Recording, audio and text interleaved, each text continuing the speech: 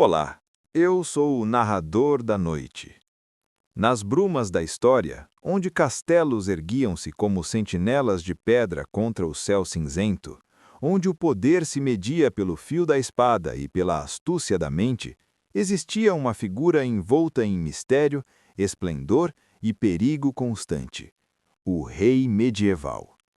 Durante séculos, essas figuras coroadas dominaram a Europa, comandando exércitos, decidindo o destino de milhões e moldando o curso da história. Mas como realmente vivia aquele que todos chamavam de majestade? O que acontecia por trás das portas do castelo, longe dos olhos do povo? Hoje, nesta jornada pela escuridão do tempo, vamos desvendar todos os segredos da coroa. Prepare-se para conhecer a verdade sobre banquetes suntuosos e venenos mortais, sobre poder absoluto e conspirações sangrentas, sobre luxo inimaginável e morte que espreitava em cada esquina. Esta é a história real de como vivia um rei na Idade Média. E eu garanto, ela é muito mais fascinante e sombria do que você imagina. O despertar nos aposentos reais. Imagine uma manhã fria do século XIII. O castelo ainda está mergulhado em penumbra e apenas algumas tochas tremulam nos corredores de pedra. É aqui, neste momento silencioso antes do amanhecer, que nossa história começa. Por volta das 5 da manhã, os primeiros sinos da Capela Real começam a tocar. Esse som não é apenas um chamado para as orações, é o sinal para que toda a máquina da corte comece a funcionar. E tudo começa nos aposentos do rei. O quarto real não era nada parecido com os quartos modernos que conhecemos. Pense em uma câmara vasta, com tetos altíssimos decorados com vigas de madeira escura. As paredes eram cobertas por enormes tapeçarias flamencas, não apenas por beleza, mas porque aquelas paredes de pedra irradiavam um frio mortal durante os meses de inverno. Mesmo com lareiras acesas dia e noite, o frio era penetrante. A cama do rei era uma fortaleza dentro da fortaleza, elevada do chão por quase 1 metro, cercada por cortinas de veludo pesado que podiam ser fechadas completamente, criando um pequeno mundo privado. Essas cortinas não eram apenas para a privacidade, eram uma última linha de defesa contra assassinos noturnos. Mas agora, com os sinos tocando, começava um dos rituais mais extraordinários da vida medieval, o lever, ou o levantar do rei. E aqui está algo que vai surpreender você. Esse momento íntimo de despertar era, na verdade, um evento público cuidadosamente coreografado. Os primeiros a entrar eram os servos mais humildes, responsáveis por reacender as lareiras e trazer água fresca. Eles se moviam em silêncio absoluto, quase como fantasmas. Em seguida, chegava o camareiro-mor, um nobre de alta confiança que tinha o privilégio de abrir as cortinas da cama real. Então começava a procissão. Um por um, nobres cuidadosamente selecionados entravam para participar da cerimônia de vestir o rei. O primeiro nobre entregava a camisa de linho, o segundo, as calças, o terceiro, o gibão. Cada peça de roupa era um símbolo de hierarquia e favor real. Por que toda essa encenação? Porque na Idade Média, proximidade com o rei significava poder. Ter o direito de estar presente durante o despertar real era uma honra disputada ferozmente entre os nobres. Alguns conspiravam durante anos apenas para ganhar acesso a esse momento matinal. Após se vestir, o rei passava por sua rotina de higiene matinal.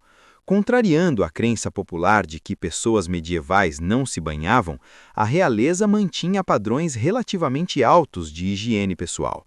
A água era aquecida em grandes caldeirões e trazida em jarras de prata. Servos lavavam as mãos e o rosto do rei com panos de linho fino, às vezes perfumados com ervas aromáticas. Os dentes eram limpos com pequenas varinhas mastigáveis feitas de casca de nogueira ou avelã. Alguns reis mais vaidosos usavam pós dentais feitos de osso calcinado misturado com especiarias. Não era agradável, mas era melhor do que nada. O barbeiro real então entrava para aparar a barba e cortar o cabelo quando necessário. Este era outro momento de extrema vulnerabilidade, uma lâmina afiada próxima à garganta do monarca. Por isso, o barbeiro real era sempre alguém de confiança absoluta, frequentemente um homem cujos filhos serviam como reféns implícitos de sua lealdade. Vestido e apresentável, o rei então se dirigia à sua capela privada para as orações matinais. A religião não era opcional na Idade Média, era o próprio fundamento da autoridade real. Os reis governavam pelo direito divino, alegando que Deus em pessoa os havia escolhido para liderar. A capela real era geralmente uma joia arquitetônica, pequena, mas ricamente decorada. Vitrais coloridos filtravam a luz fraca da manhã, criando padrões místicos no chão de pedra. O rei se ajoelhava em um reclinório almofadado, afinal, mesmo na devoção havia hierarquia, enquanto o capelão real conduzia a missa matinal. Essas orações não eram apenas um ritual vazio. Muitos reis medievais eram genuinamente devotos, aterrorizados pela ideia do inferno e desesperados para garantir a salvação de suas almas. Outros eram mais pragmáticos, entendendo que demonstrações públicas de piedade fortaleciam sua autoridade sobre um povo profundamente religioso. Após as orações, chegava a hora do trabalho real começar de verdade. O rei se dirigia à sala do conselho, onde seus principais conselheiros já aguardavam. Estes homens, e eram sempre homens na Idade Média, formavam o núcleo do poder real. O conselho típico incluía o chanceler, responsável por todas as comunicações oficiais e documentos reais, o tesoureiro, que controlava as finanças do reino e que frequentemente estava desesperado para encontrar mais dinheiro, o marechal, comandante militar do reino, e o condestável, responsável pela segurança do castelo e da família real. Havia também os conselheiros eclesiásticos, bispos e às vezes até o arcebispo, que garantiam que as decisões reais estivessem alinhadas com os interesses da igreja. Essa era uma dança delicada, pois a igreja era incrivelmente poderosa na Idade Média, às vezes rivalizando com o próprio poder real. As reuniões do conselho podiam ser tensas. Nobres ambiciosos frequentemente tinham suas próprias agendas, e o rei precisava navegar entre facções rivais com a habilidade de um equilibrista. Uma palavra errada, uma decisão precipitada e alianças cruciais podiam se desfazer. Mensageiros chegavam constantemente ao castelo, trazendo notícias de outros reinos, relatórios de espiões, propostas de casamento, ameaças de guerra. O rei medieval precisava ser um mestre da diplomacia internacional. Casamentos reais eram transações políticas complexas. Uma princesa não era apenas uma filha, era uma peça de xadrez viva que poderia selar uma aliança ou prevenir uma guerra. Os negócios matrimoniais podiam levar anos, com embaixadores viajando entre cortes, negociando dotes, terras e cláusulas políticas complexas. E então havia as ameaças constantes. Outro rei reivindicando terras, um duque poderoso ficando poderoso demais, piratas atacando as rotas comerciais. Cada problema exigia atenção cuidadosa e, frequentemente, uma resposta militar. Por volta do meio-dia, o rei se movia para o grande salão do trono para as audiências públicas. Este era um dos espetáculos mais impressionantes da vida medieval, e vou descrever em detalhes para que você possa visualizar. O salão do trono era a sala mais grandiosa do castelo. Imagine um espaço imenso, com colunas de pedra se erguendo até um teto abobadado a 15 metros de altura. Vitrais lançavam raios coloridos de luz através da poeira que dançava no ar. Estandartes com os brasões da família real pendiam das paredes, junto com troféus de batalhas passadas, armaduras capturadas, espadas de inimigos derrotados, às vezes até crânios de adversários particularmente notórios. No extremo oposto da entrada ficava o trono em si. Não era apenas uma cadeira, mas um símbolo de poder esculpido em madeira nobre ou até em pedra, elevado sobre uma plataforma que colocava o rei acima de todos os outros. O assento era frequentemente coberto com almofadas de veludo carmesim ou púrpura, cores reservadas exclusivamente para a realeza. Acima do trono, um dossel bordado com fios de ouro pendia do teto, criando um teatro de poder. Como juiz supremo do reino, o rei ouvia petições e disputas. A fila de pessoas esperando audiência podia se estender do salão até o pátio externo. Camponeses com queixas sobre impostos injustos, comerciantes disputando contratos, nobres brigando por terras, viúvas pedindo proteção, criminosos aguardando sentença. Cada caso exigia a sabedoria de Salomão. Um rei conhecido por justiça ganhava lealdade. Um rei visto como injusto ou caprichoso enfrentava a revolta. E aqui está o aspecto sombrio. Muitas decisões já eram pré-determinadas por subornos ou favores políticos. A justiça medieval era muitas vezes uma ilusão cuidadosamente encenada. As punições eram brutais pelos padrões modernos. Roubo podia resultar em amputação da mão. Traição significava enforcamento, ou pior, ser arrastado por cavalos, enforcado até quase morrer, então ser eviscerado e esquartejado enquanto ainda consciente. O rei precisava parecer forte e impacável, ou outros veriam fraqueza. Por volta das 2 da tarde, o rei finalmente fazia uma pausa para a refeição principal do dia. Mas mesmo isso não era simplesmente comer, era mais um ritual de poder e status. O grande salão era transformado em um banquete. Mesas longas eram montadas em forma de U, com o rei sentado na mesa elevada no topo, de frente para a sala inteira. A posição de cada nobre nas mesas inferiores era calculadamente baseada em ranking social. Estar mais próximo do rei era uma honra visível para todos. Mas antes que qualquer comida fosse servida, vinha o momento mais tenso, a prova. O provador real, geralmente um nobre menor que ocupava essa posição como castigo ou teste de lealdade, tinha que provar cada prato antes que o rei o tocasse. Ele mordia o pão, bebia do vinho, provava de cada travessa. Todos observavam em silêncio, esperando por qualquer sinal de envenenamento. Se o provador caía, e isso acontecia mais do que você imagina, alarmes soavam por todo o castelo. Guardas se mobilizavam, todos na cozinha eram presos e uma investigação brutal começava. Chefes eram torturados para confessar quem os havia subornado.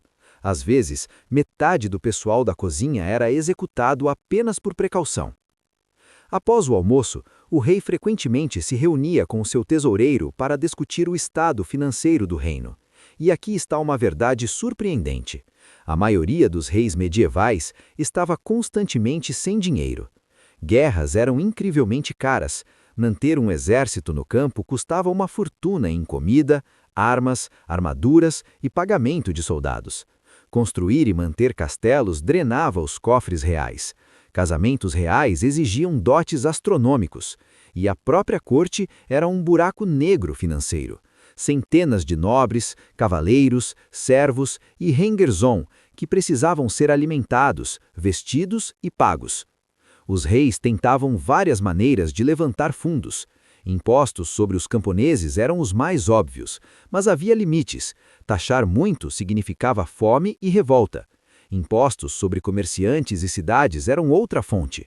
Alguns reis recorriam a métodos mais criativos, vendendo títulos de nobreza, confiscando propriedades de nobres caídos em desgraça, ou até mesmo pegando empréstimos massivos de banqueiros judeus ou italianos, empréstimos que frequentemente nunca eram devolvidos. Uma tarde por semana, geralmente, era dedicada ao treinamento militar. Um rei medieval precisava ser, acima de tudo, um guerreiro. Não importava quão inteligente ou diplomático ele fosse, se não pudesse comandar exércitos e lutar quando necessário, seu reinado seria curto. O pátio de armas do castelo se transformava em um campo de treinamento. O rei, vestindo armadura de treino, praticava com espada, lança e massa contra seus melhores cavaleiros. Esses combates de treino eram intensos e perigosos. Mesmo com armas sem ponta, homens morriam em acidentes de treinamento. Ossos quebrados eram comuns. O rei também praticava montaria a cavalo, essencial para a guerra medieval. Um cavaleiro desmontado estava morto. Ele treinava a carregar com lança, manobrar em formação e o combate montado com espada. Horas de treino físico brutal mantinham o rei em forma de combate. Mas a preparação militar não era apenas física. O rei estudava estratégia e táticas com seus comandantes mais experientes. Mapas eram desenrolados, mostrando terrenos, posições de castelos inimigos, rotas de marcha. Discussões animadas sobre formações de batalha, uso de arqueiros, timing de cargas de cavalaria, tudo isso era vital. Regularmente, o rei inspecionava suas forças. Ele visitava as barracas onde seus soldados viviam, verificando armas e armaduras. Um exército medieval exigia manutenção constante. Espadas enferrujavam, cotas de malha quebravam, arcos rachavam. O rei precisava garantir que seus homens estavam prontos para a guerra a qualquer momento. Os arsenais do castelo eram verdadeiros tesouros mortais. Salas inteiras preenchidas com espadas, lanças, alabardas, balestras, barris de flechas, pilhas de armaduras e as armas de cerco, catapultas, balistas, torres de cerco desmontadas prontas para serem levadas ao campo de batalha. Havia também os estábulos reais, onde centenas de cavalos de guerra eram mantidos. Esses animais eram incrivelmente valiosos. Um cavalo de guerra treinado podia custar tanto quanto uma pequena propriedade. Eram criados especificamente para tamanho, força e agressividade. Em batalha, um cavalo de guerra era uma arma em si mesmo, treinado para morder e dar coices nos inimigos. Quando a guerra se aproximava, e ela sempre se aproximava mais cedo ou mais tarde, o planejamento se intensificava. O rei convocava seus principais comandantes e nobres para conselhos de guerra que podiam durar dias. Logística era tudo. Um exército medieval marchava sobre seu estômago, assim como exércitos modernos. Organizar comida suficiente para milhares de homens e cavalos por semanas ou meses exigia planejamento minucioso. Carroças precisavam ser requisitadas de todas as partes do reino. Grãos e carne salgada eram estocados. Ferreiros acompanhavam o exército para reparos. E então havia o problema do dinheiro. Soldados precisavam ser pagos ou desertariam. Mercenários, e quase todo o exército medieval incluía mercenários, exigiam ouro na mão. O rei frequentemente tinha que empenhar suas próprias joias da coroa ou tomar empréstimos desesperados apenas para colocar um exército em campo. Quando finalmente chegava o momento da batalha, o rei enfrentava seu teste supremo. E aqui está uma verdade brutal. Reis medievais morriam regularmente em combate. Não era como hoje, onde líderes dirigem guerras de salas seguras. Reis medievais lutavam na linha de frente. A batalha medieval era caos absoluto. O barulho era ensurdecedor. Gritos de homens, relinchar de cavalos, o choque metálico de armas. O cheiro era horrível. Suor, sangue, tripas abertas, excremento. Homens defecavam de medo. A visão dentro de um capacete era limitada, o peso da armadura era exaustivo e a confusão da batalha era total. Um rei usava sua armadura mais fina e suas melhores armas. Ele era um alvo óbvio, seu estandarte real voava acima dele, marcando sua posição. Isso era proposital, ele precisava ser visto por suas tropas, inspirando-as com sua presença, mas também significava que todo guerreiro inimigo queria sua cabeça. A guarda real, cavaleiros de elite jurados a proteger o rei com suas vidas, formava um círculo ao seu redor. Em batalha após batalha, através da história medieval, esses homens morriam aos montes, sacrificando-se para manter o rei vivo. Era uma das poucas vezes que a lealdade feudal se manifestava em sua forma mais pura e mortal. Mas nem toda guerra era batalha campal. Frequentemente, campanhas medievais eram guerras de cerco, lentas, brutais e psicologicamente devastadoras. Um cerco podia durar meses ou até anos. O exército atacante cercava um castelo ou cidade amuralhada, cortando todas as provisões.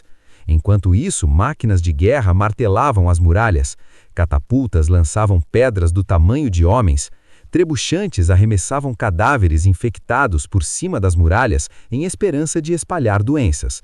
O rei precisava manter seu exército motivado durante essas longas esperas. Soldados ficavam entediados, começavam a brigar entre si, desertavam. Doenças se espalhavam pelos acampamentos militares superlotados. Frequentemente mais homens morriam de disenteria durante um cerco do que morriam em combate. E se o castelo finalmente caía? As regras medievais de guerra eram brutais. Se uma cidade ou castelo se rendia imediatamente, vidas podiam ser salvadas. Mas se eles resistissem e fossem tomados à força, tudo era permitido. Massacre, estupro, pilha.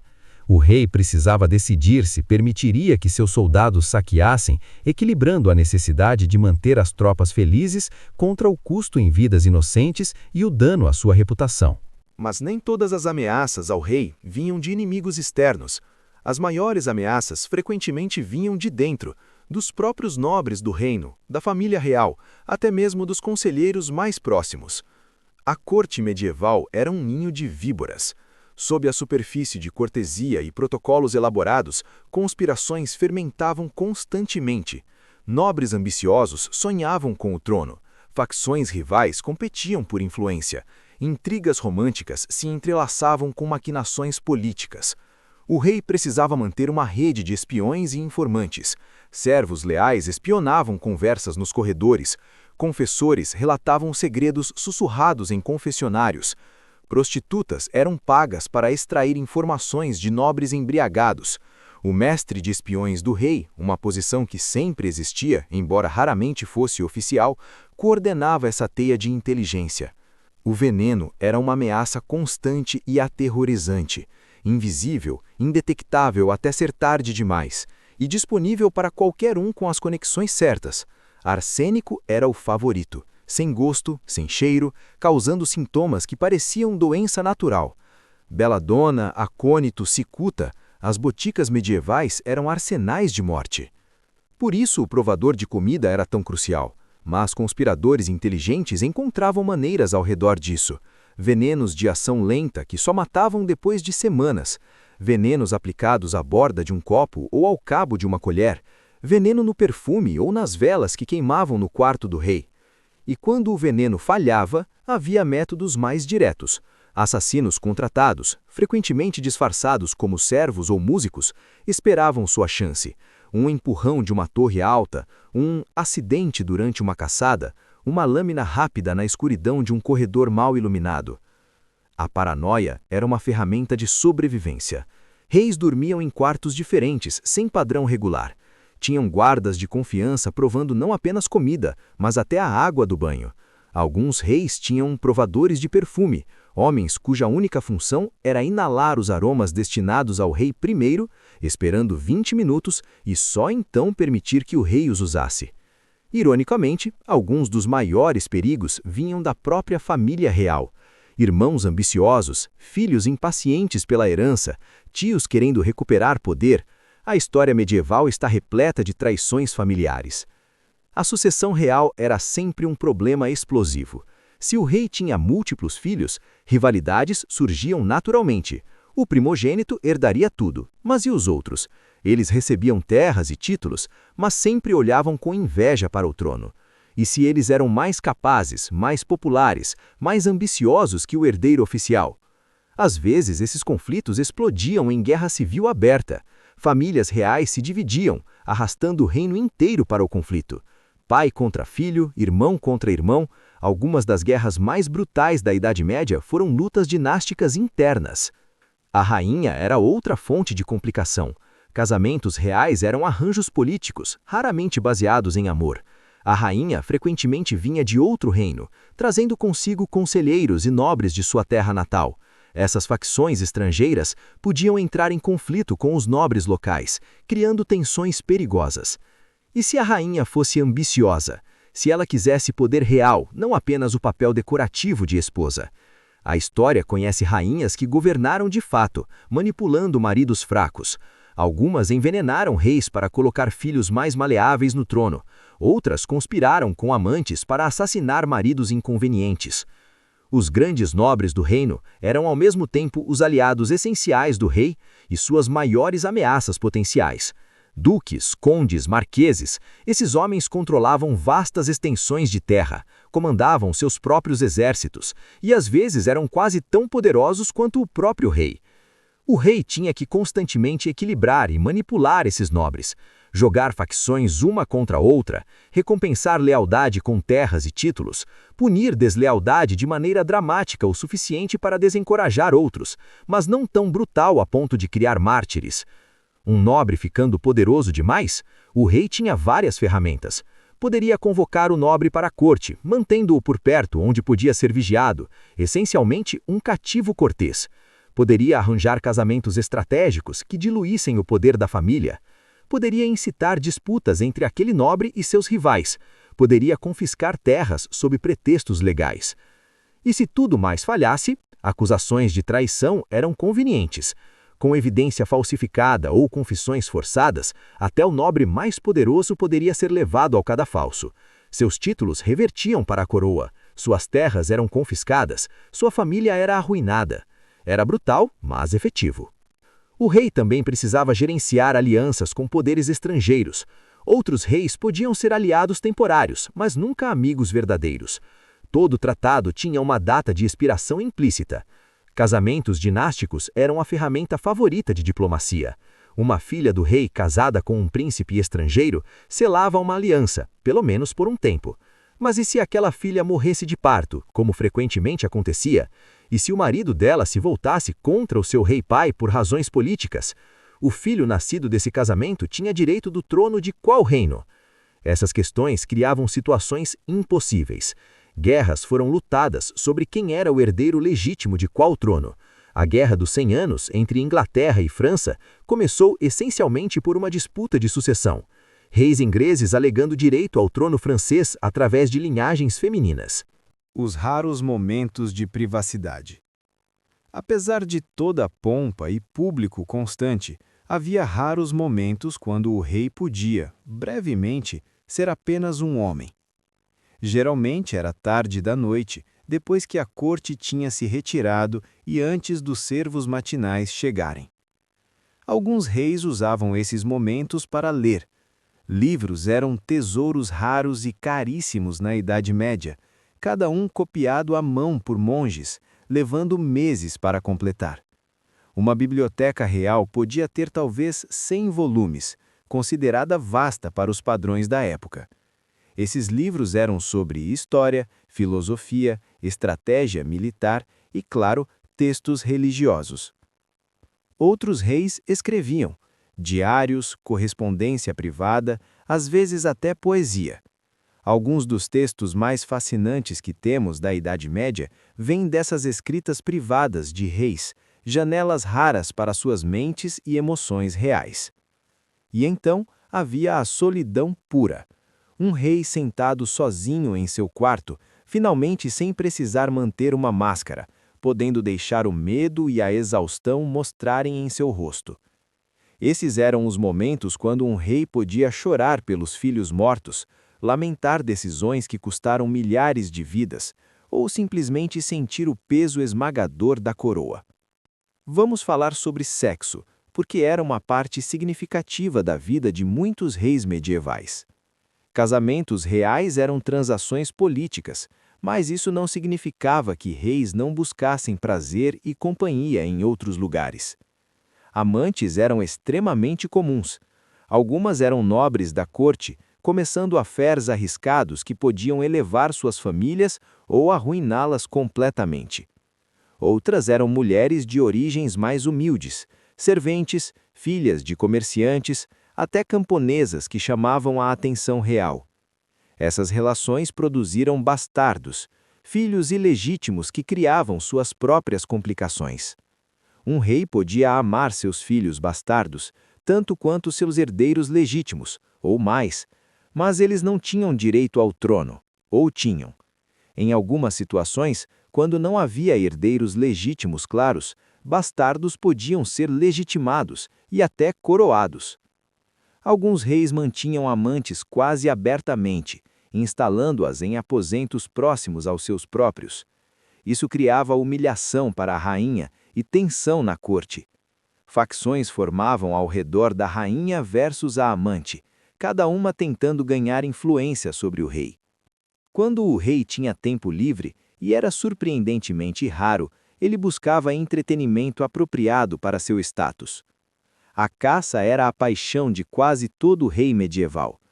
Não era apenas esporte, mas treinamento militar disfarçado. Cavalgar em velocidade através de florestas, perseguir javalis selvagens com lanças, tracear cervos por horas.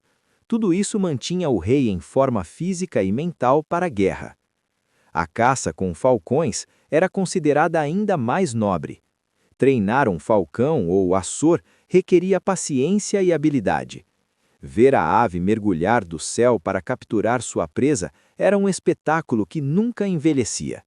Os melhores falcões eram presentes diplomáticos valiosos entre reis.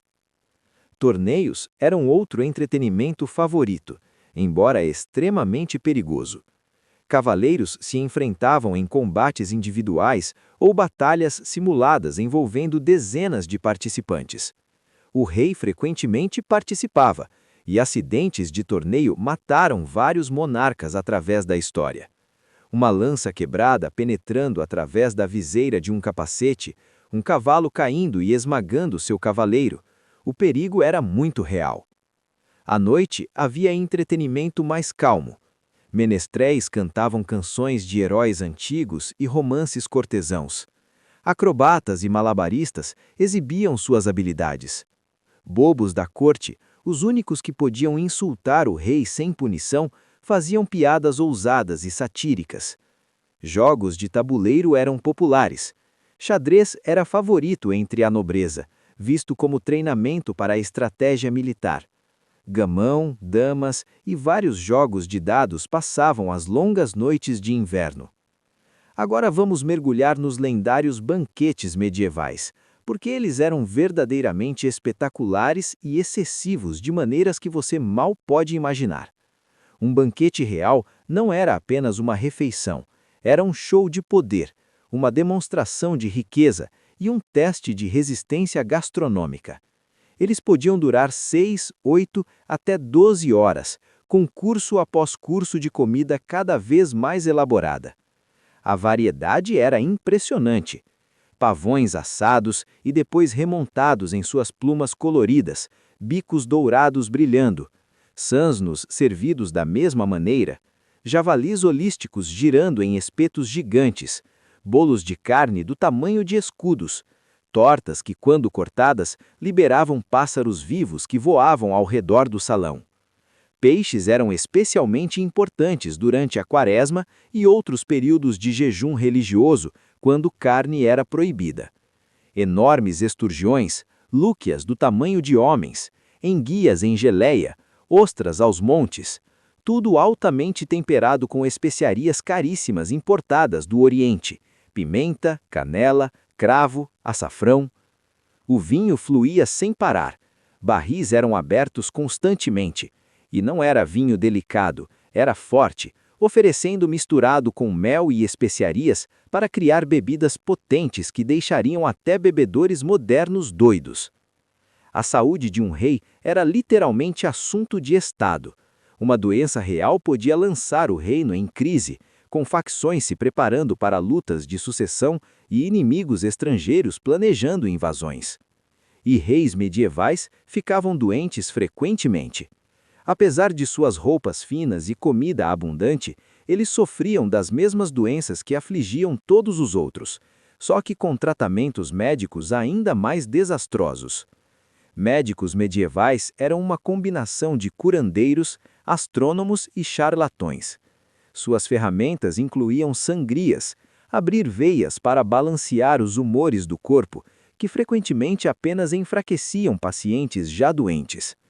Sanguessugas eram aplicadas generosamente. Poções feitas de ingredientes repugnantes eram forçadas goela abaixo. Pó de múmia egípcia era um remédio popular e caro.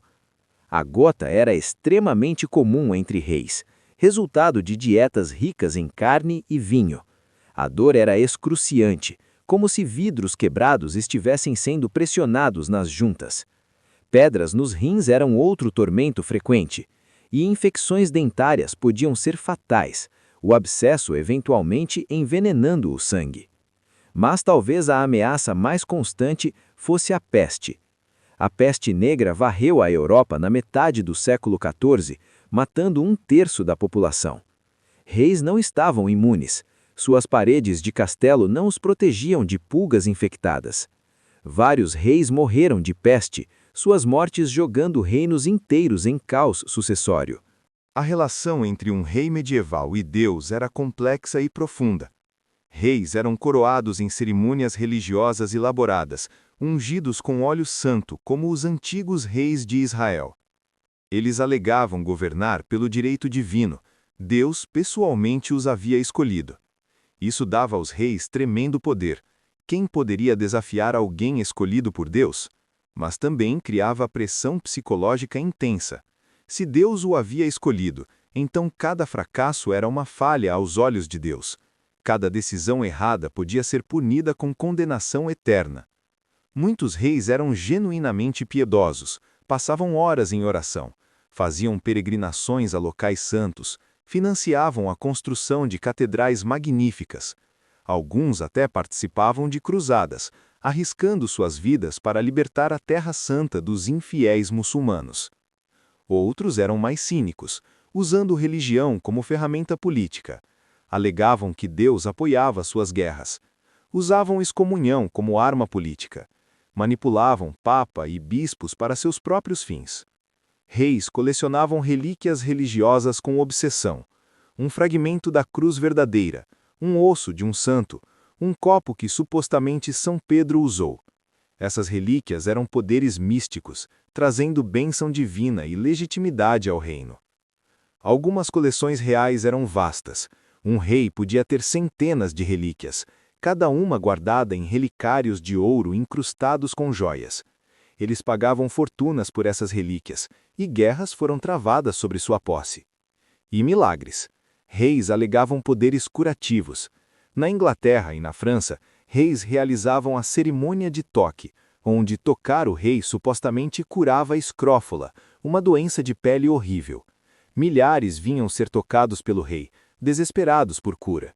Alguns alegavam melhora. Fé é uma força poderosa, e o efeito placebo era tão real na Idade Média quanto hoje.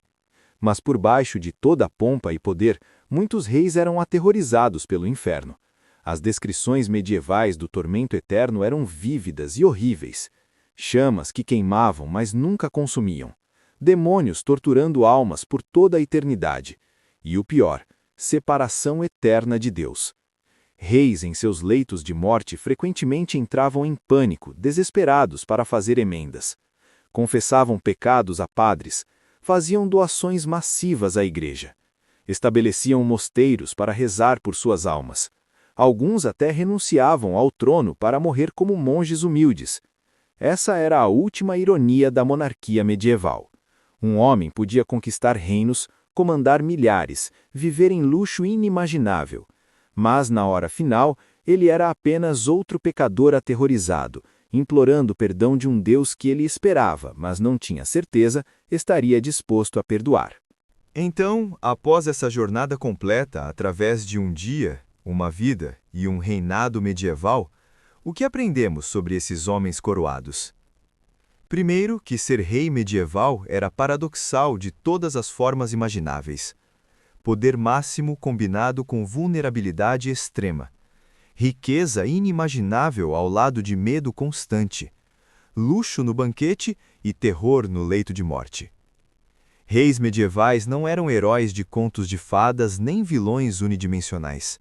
Eram homens complexos, defeituosos, frequentemente brutais, às vezes nobres, sempre presos nas garras de seu tempo e circunstâncias. Eles tomavam decisões que afetavam milhões, mas frequentemente tinham muito menos controle real do que imaginamos. Manipulados por conselheiros, limitados por nobres poderosos, constrangidos pela igreja, ameaçados por rivais. Um rei medieval estava menos sentado confortavelmente em seu trono e mais equilibrando-se em uma espada. A história medieval está repleta de reis que caíram. Alguns morreram gloriosamente em batalha, espadas nas mãos, defendendo seus reinos até o último suspiro. Ricardo Coração de Leão, ferido por uma flecha de besta durante um cerco, morreu 11 dias depois de gangrena, ainda planejando sua próxima campanha. Outros foram traídos, assassinados por aqueles mais próximos. Eduardo II da Inglaterra, supostamente morto de forma horrível com um atiçador vermelho de fogo em seus calabouços. João Sem Terra, envenenado ou morrendo de disenteria, dependendo da fonte, odiado por seus próprios nobres. Alguns enlouqueceram. Carlos VI da França acreditava que era feito de vidro e quebraria se alguém o tocasse. Henrique VI da Inglaterra sofreu colapsos mentais repetidos, deixando o reino em caos. E muitos simplesmente definharam, corroídos por doenças, traição e o peso do poder. Mortos jovens, a expectativa de vida de um rei medieval era frequentemente mais curta que a de um camponês, porque reis viviam vidas muito mais estressantes e perigosas. À medida que nossa jornada termina e as sombras ficam mais profundas, considere isto. Todo rei medieval sabia que seu reinado terminaria, ou por morte natural, assassinato, em batalha, ou deposto. A coroa nunca ficava em uma cabeça para sempre. Eles construíram castelos magníficos, agora ruínas. Travaram guerras épicas, agora esquecidas exceto por historiadores. Acumularam tesouros, agora dispersos ou perdidos. Tiveram filhos que se tornaram reis, cujas linhas eventualmente terminaram. O que resta? Apenas histórias, lendas e lições sobre a natureza do poder, da mortalidade e da condição humana. Um rei medieval vivia uma vida que oscilava entre esplendor celestial e terror profundo. Cada dia era um equilíbrio entre demonstrar força e esconder fraqueza. Cada alimento podia ser envenenado, cada aliado podia ser um traidor, cada decisão podia significar vida ou morte para milhares. Eles dormiam em quartos magníficos, mas com guardas na porta. Comiam dos melhores alimentos, mas depois de provadores arriscarem envenenamento. Usavam coroas de ouro, mas sentiam o peso de responsabilidades impossíveis. Comandavam exércitos, mas podiam morrer em qualquer batalha. E quando finalmente chegava a morte, através de espada, veneno, doença ou simplesmente idade, até o rei mais poderoso se tornava igual a todos. Seu corpo, lavado e preparado, era colocado em uma catedral. Nobres se reuniam não para lamentar, mas para calcular suas chances no novo regime. A coroa era passada, frequentemente com o sangue derramado na sucessão. Seu túmulo, não importa quão grandioso, eventualmente se tornaria apenas mais uma atração turística. Seus ossos, apenas mais uma relíquia. Seus grandes feitos, reduzidos a parágrafos em livros de história. Essa era a verdade final da monarquia medieval. Não importa quão alto você subisse, não importa quantas coroas você usasse, não importa quantos inimigos você derrotasse. No final, você era apenas mortal. Pó a pó, cinzas a cinzas. Até mesmo reis. Então, da próxima vez que você visitar um castelo medieval ou ver um filme sobre reis e cavaleiros, lembre-se da realidade por trás da fantasia. Lembre-se dos homens que acordavam antes do amanhecer sob o peso da coroa, que comiam com provadores testando cada mordida, que dormiam com guardas vigiando suas portas e adagas escondidas sob travesseiros. Lembre-se que a vida de um rei medieval não era um conto de fadas, era uma luta diária pela sobrevivência, jogada no mais alto nível de apostas. Era luxo e paranoia, poder e impotência, glória e terror, tudo misturado em uma existência que poucos de nós hoje gostaríamos realmente de viver. A coroa brilhava dourada à luz de velas, mas era forjada de sangue, mantida por medo e pesava mais do que qualquer mortal deveria carregar. Esta foi a verdadeira vida de um rei na Idade Média. Uma história de poder e sacrifício, de glória e tragédia, de homens tentando ser deuses, mas nunca escapando de serem mortais. Eu sou o narrador da noite, e esta foi a história que as sombras sussurram, que o tempo esqueceu, e que agora você carrega consigo. Até nossa próxima jornada pelas trevas da história.